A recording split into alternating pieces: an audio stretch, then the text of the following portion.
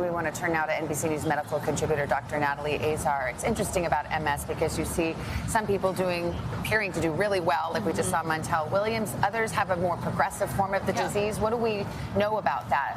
Yeah, well, you know, Savannah, it is notoriously difficult to predict how somebody is going to do who has MS. As Aaron stated, this is a disease where the immune system attacks this protective sheath called the myelin that protects and houses the nerve, and that disrupts the communication between the brain and the spinal cord and the rest of the body. And depending on where that happens and how severe that is, people can present with a number of different symptoms: vision, movement, balance, and speech.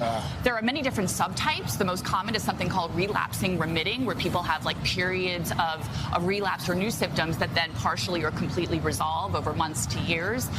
You know, it's a very heterogeneous mixed bag, but you know, there is treatment and people can do okay. Speaking of treatment, I have some friends who take, you know, something daily and others who just kind of watch it and kind of keep it at bay. Yes. What's your thought? So, you know, generally speaking, we say that there's no cure for MS, but the disease can be managed. Examples of treatment would include, you know, medicines to speed the recovery, such as steroids. There are also disease-modifying treatments that can slow down progression, beta interferons, monoclonal antibodies. We've heard that term a lot.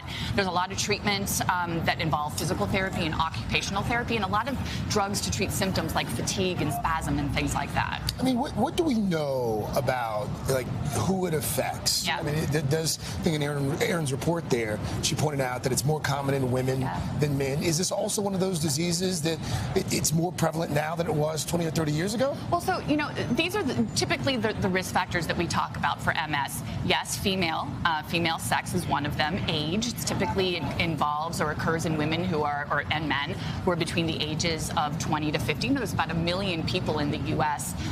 Who have MS and about 2.3 million people worldwide. We don't know exactly why. There's, you know, genetic contributions and some environmental trigger that causes the disease. Dr. Natalie Azar, thank you. I know a lot of people have questions, and we're all sending our love to Christina for sure. I love her. Thank you.